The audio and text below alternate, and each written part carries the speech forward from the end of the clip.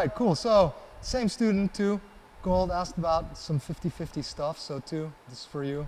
In 50-50, before I explain how to attack the arm bars, one of the things you want to do is always hide your feet because there's a lot of leg locks here. So there's kind of 3 primary positions that you'll be alternating between with your legs. The first one is with the triangle crossed. You want to bring your feet really far out, as far away as you can. It's really hard for the person to attack any kind of leg lock from here. So this is kind of your safe haven, okay? If you get here, you're really safe. You have a lot of ability to attack, especially really nasty leg locks from here, like heel hooks. You can even set up a straight ankle lock. You can start crossing this leg over, right? Attacking this leg. Toe holds, for example, you can do, right? So you can do a whole bunch of things from here, but you want to make sure that your feet are hidden the whole time, right? So this is one of the 3 primary positions, I think, that people like to do. Another one that they like to do is a little bit more open, where you just plant your feet on the mat and you squeeze your knees. It's really important to squeeze your knees and to keep this knee inside, right? Don't let your partner's knee escape, because that's what's going to give you the leverage to make sure that you always win the fight for position, okay?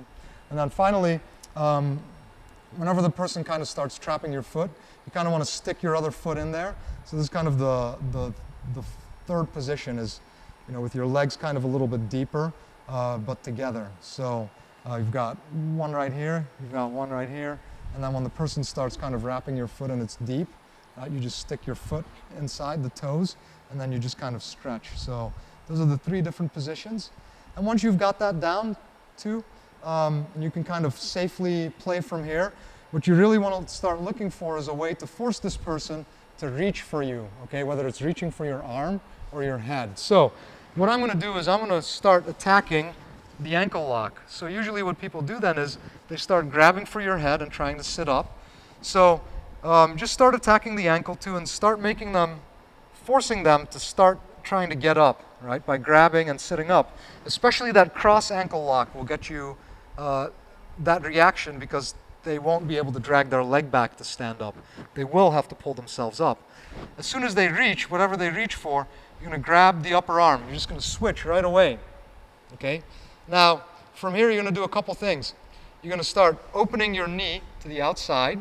You're going to sit to the side as you pull the arm towards you, okay? Now you're going to pass this leg on the outside, whatever position you were in. You're going to let go. You're going to sit to the side, and you're going to pass it all the way in front of the head. Squeeze your knees. Make sure the elbow doesn't go out. Go on the wrist. And from here, just bridge and get the arm, okay?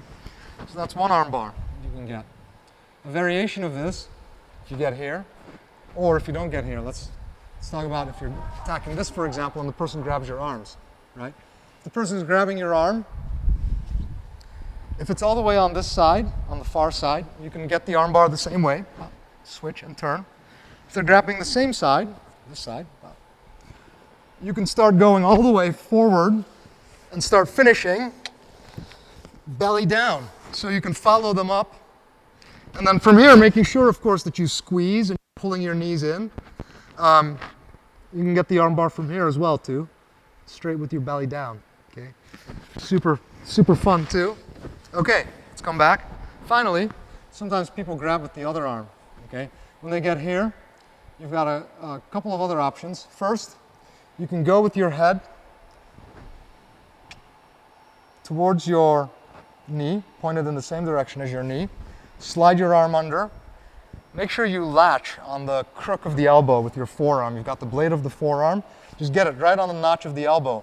From here, you're going to reach the other hand over, and you're going to grab palm to palm, and you're going to pinch with your arms. So now when my partner tries to pull his arm out, it's stuck, okay?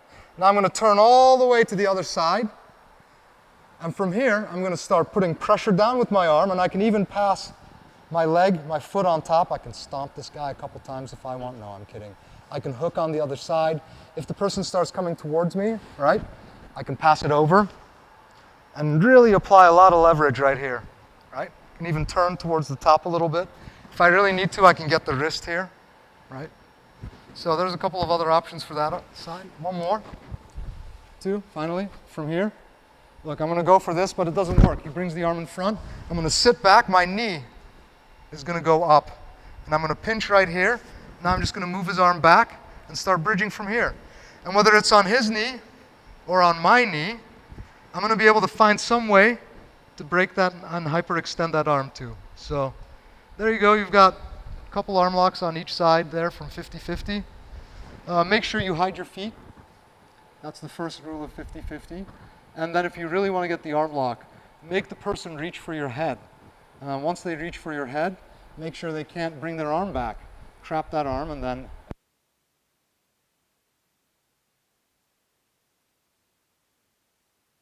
shoulders or your knee on the shoulder to make sure they can't run away. You use your legs and your hips to hyperextend the arm. Cool. That's it.